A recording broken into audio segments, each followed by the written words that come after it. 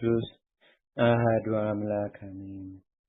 አንድ አምላክ በሆነ በአብ በወልድ በመንፈስ ቅዱስ ስም ሐምሌ 11 በዚህች ቀን መርባስ የሚባል ሀገር ሰዎች የሆኑ ቅዱሳን ዮሐንስና የአባቱ ወንድም ልጅ ስምዖን በሰማዕትነት አረፉ። የዚህ ቅዱስ ዮሐንስ እናቱ መካን ነበረች።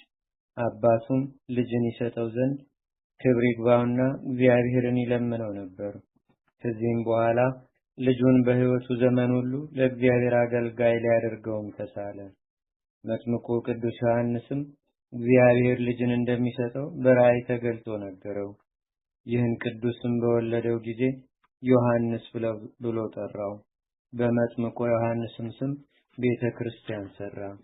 ከዚህ በኋላ አድጎ 12 ዓመት በሆነው ጊዜ አባቱ የበጎች እረኛ አደረገው። ምሳውንም ለእረኞችና ለመንገደኞች ሁል ጊዜ ይሰጥ ነበር። እርሱ ግን እስከ ምሽት ይጾም ነበር። አባቱም ይህን ነገር በሰማ ጊዜ ስለዚህ ሊያረጋግጥ ወዶ እርሱ ሄደ። አባቱንም ባየው ጊዜ ዮሐንስ ፈርቶ ሊሸሽ ወደደ። አባቱም የዛሬ ምሳህን አሳየኝ አለው። ብላቴናውም ታይ ዘንድ ግባ አለው። ወደ መጠለያውም በገባ ጊዜ አገልግሉን ትኩስ እንጀራን ተመልቶ አገኘው። እጅግም አደነቀ። ከልጃቸው የሆነውንም ለሚስቱ ነገራት። ከዚያችም ቀን ጀምሮ የእግዚአብሔር ጸጋ እንዳደረችበት አወቁ። የቤተ ክርስቲያንን ትምህርት እንዲማርም አደረጉት። በጎቹንም የሚጠብቅ እረኛ እንዲሆንም አልተውትም። ከዚህም በኋላ አባቱ ሊያጋባው ወደደ።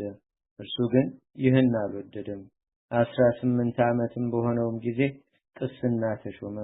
የአባቱ የወንድም ልጅ የሆነ ስምዖንም በጎቹን ትቶ መጥቶ የእርሱ ደቀ መዝሙር ሆነ። እርሱም ስለ ተአምራቱ የተናገረ ነው። እግዚአብሔር በእጆቹ ላይ ድንቆችንና ተአምራቶችን ገልጧልና ደዌ ያለባቸውንም ሁሉ ያመጧቸው ነበር። እርሱም በዘይቱ ላይ ይጸልይና ይቀባቸው ነበር። ወዲያውኑም ከደዌያቸው ይድኑ ነበር። እርሱም ወደ እርሱ የሚመጡትን ከኃጢአት ይርቁ ዘንድ ያስተምራቸው ነበር። ይመክራቸውና ይገሥጻቸውም ነበር። ተአምራቱም የማይቆጠር ብዙ ነው። ከተአምራቱም አንዱ ይህ ነው። በአንዲት ዕለት አንድ የንጉሥ ጭፍራ አንዲት መበለት የተሸከመችውን ገብስ ቀምቶ ለፈረሱ አበላት።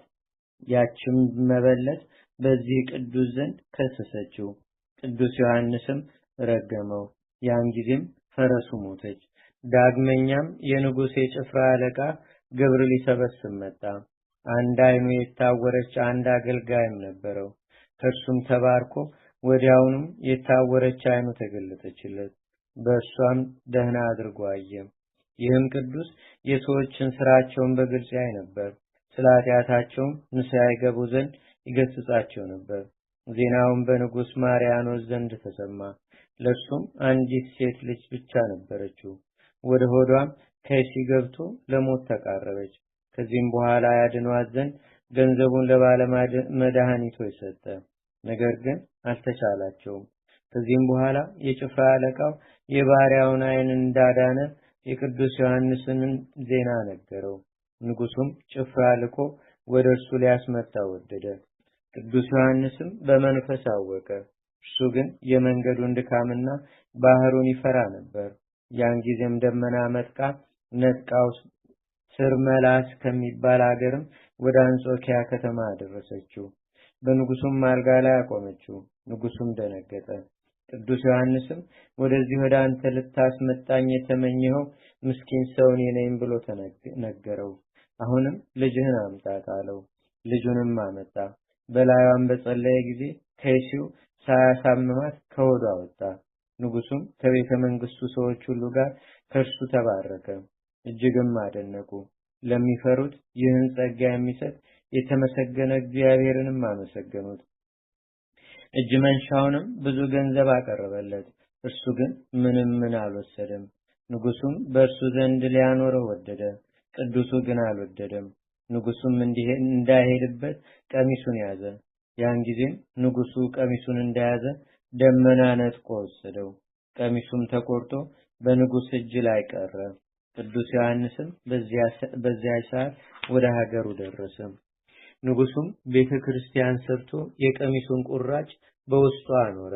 ቤተክርስቲያኒቱም እስከ ዛሬ ድረስ የፊቃር ቤተክርስቲያን ተባለች። የቁርባን ቅዳሴ በሚቀደስ ጊዜም ክቡር ደሙን ቅዱስ ሥጋውን መቀበል የሚገባቸውንና የማይገባቸውን ጻድቃንንና ኃጥአንን ያያቸዋል። ከሃዲው ዲዮቅልጥያኖስ የጣዖትን አምልኮ ባቆመ ጊዜ ለአባቱ ወንድም ልጅ ለስምዖንም ይህን አስረድቶት ወደ እስክንድርያ ከተማ ሄዱ። በመኮንኑ ፊትም ቆመው ክብር ይግባውና በጌታችንና በአምላካችን በመድኃኒታችን በኢየሱስ ክርስቶስ ታመኑ። ጽኑ የሆነ ስቃይንም አሰቃያቸው። ከዚህም በኋላ ራሶቻቸውን በሰይፍ አስቆረጣቸው። የሰማዕትነት አክሊልንም ተቀበሉ። ከስጋቸውም ድንቆችና ታምራት ተገለጡ። ለበሽተኞችም ታላቅ ፈውስ ተገኘ። ለእግዚአብሔርም ምስጋና ይሁን። እኛንም በቅዱሳን ሰማዕታት ጸሎት ይማረን። በረከታቸውም በአገራችን በኢትዮጵያ በሕዝበ ክርስቲያኑ ሁሉ ላይ ለዘላለሙ አድሮ ይኑር፣ አሜን። ሰላም ለዮሐንስ ንጹሕ ማበሳ ምስለ ስምዖን በስም ለመንግስተ ሰማይ ዘአሰሳ ደመና ተጺኖ አምሳለ እንስሳ አውፃ ከይሴ ለሁለተ ንጉሥ ምከርሳ ወላይ ነገር እውርት በደሁ ፈውሳም።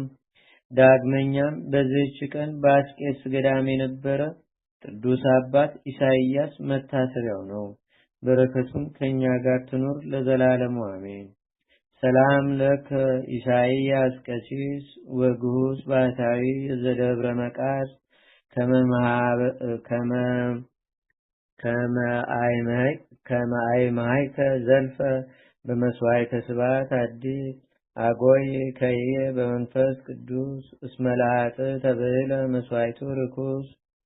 ዳግመኛም በዚህች ቀን ለአባቶች ሊቃነ ጳጳሳት 78ኛ የሆነ የእስክንድርያ ሀገር ሊቀ ጳጳሳት ቅዱስ አባት አባ ገብርኤል አረፈም።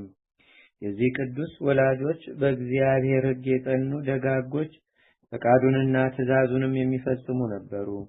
ይህንንም ቅዱስ በወለዱት ጊዜ በፈሪሃ እግዚአብሔር ያሳደጉት። በአንዲት ዕለትም ቅዱሳን መነኮሳት ወደ እርሱ መጡ። ከውስጣቸውም መልካም ገድል ያለው አንድ አረጋዊ ነበረ። እርሱም ብዙዎች ኤጲስቆጶሳት ሕፃኑን ከበው እጃቸውን እንደሚጭኑበት እንደሚባርኩትና ይሁን ይገባዋል እንደሚሉ ራእይን አየም። ሽማግሌውም ይህን ራእይ ባየ ጊዜ ሕፃኑ ታላቅ እንደሚሆን አሰበ።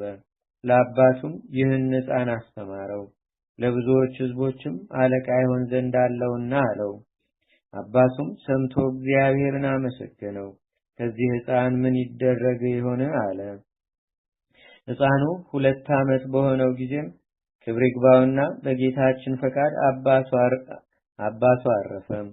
ብህና በሚባል ሀገርም ገድሉ የተደነቀ የቤተ ክርስቲያን መጻሕፍትንም ብሉያትንና ሐዲሳትንም የሚያውቅ የእናት ወንድም ስሙ ጴጥሮስ የሚባል ኤጲስቆጶስ ነበረ። ሕፃኑንም ወስዶ አስተማረው። ከተሰጠውም ጸጋና ከእውቀቱ የተነሳ ያዩት ሁሉ ያደንቁ ነበር። ዲቁናም ተሾመ። 12 ዓመትም በሆነው ጊዜ የምንኩስና ልብስን ሊለብስ ወደደ። ይህንም ኃላፊውን ዓለም ናቀ። ኤጲስቆጶሱ አባ ጴጥሮስም በገድል ተጸምዶ ለሚኖር ለቀሲስ አባ ጴጥሮስ ሰጠው። እርሱም በጥቂት ቀኖች የምንኩስናን ገድል አስተማረው።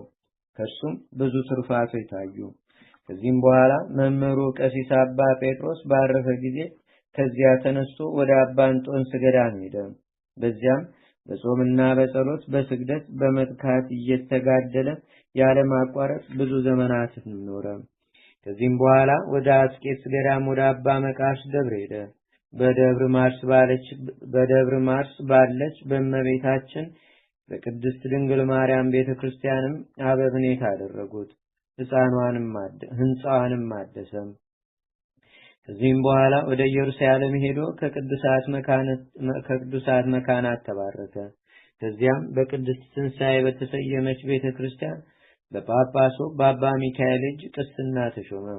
ከዚያም ወደ ምስር ሀገር ተመልሶ በማልቃ ባለች በእመቤታችን በቅድስት ድንግል ማርያም ቤተክርስቲያን ቅዱሳት መጻሕፍትን እየጻፈ ተቀመጠ። በዚያም ወራት ሊቀ ጳጳሳቱ አባ ቄርሎስ አረፈ። የወንጌላዊ የቅዱስ ማርቆስ መንበርም ያለ ሊቀ ጳጳሳት ነበር። ስለዚህም ኤጲስቆጶሳት የሀገር ሽማግሌዎችና ሕዝብ ሁሉ ተሰብስበው ይሾሙት ዘንድ በአንድ ምክር ተስማሙ። ሰይጣን ግን ክፉዎች ሰዎችን አነሳስቶ ተቃወሙት፣ ሹመቱንም አልፈቀዱም። ነገር ግን መንፈሳዊ አባት የነበረውን የከሊል ልጅ አባ አትናቴዎስን ሹሙት። እርሱም መንጋውን በበጎ አጠባበቅ ጠበቀ። እሱም ባረፈ ጊዜ ኤጲስቆጶሳትና የሕዝብ አለቆች ዳግመኛ ተሰበሰቡና በእጃቸው ጽፈው አባ ገብርኤል እንዲሾም ፈቀዱ። ሁለተኛም በሕዝቡ መካከል ሁከት ተነሳ። ከሌሎችም ጋር ዕጣ ያጣጥሉ ዘንድ ተስማሙ። ስሞቻቸውንም ጽፈው በመንበሩ ላይ አኖሩ። በላዩም እየጸለዩና እየቀደሱ 3 ቀኖች ሰነበቱ። ከዚህም በኋላ ታናሽ ብላቴና አምጥተው በውስጡ የአባ ዮሐንስ ስም ያለበትን ክርታስ አወጣላቸው። ያም አባ ዮሐንስ ተሾመ። ይህን አባ ገብርኤልን ግን ለማዕልቃ ቤተክርስቲያን ተከራካሪ አድርገው ሾሙት። በዚያ ወራትም በግብጽ ቤተክርስቲያን ላይ ችግር ሆኖ ነበር። ይህ አባ ገብርኤልም ወደ አባ እንጦንስ ገዳም ሄዶ በጾምና በጸሎት በስግደትም በቀንና በሌሊትም ሲጋደል ኖረ። ከቅዱሳን መነኮሳትም ብዙዎች መልካም ራእይን አዩለት። ከእርሳቸው በእስክንድርያ ከተማ የሊቀ ጳጳሳት ልብስን እንደሚያለብሱት ብዙዎች ከአሕዛብ የተመለሱ ክርስቲያኖችም እንደሚያጅቡት ያየ አለ። ደግሞም ይሾምባት ዘንድ ወደ አስቄጥስ ወደ አባ መቃርስ ገዳምም ሲሄድ ያየለት አለ። ቁጥር የሌላቸውንም መክፈቻዎችን ሲቀበል ያዩ አሉ። ከገዳሙም ሊወርድ ብዙ ጊዜ ይሻ ነበር፣ ነገር ግን አልተቻለውም።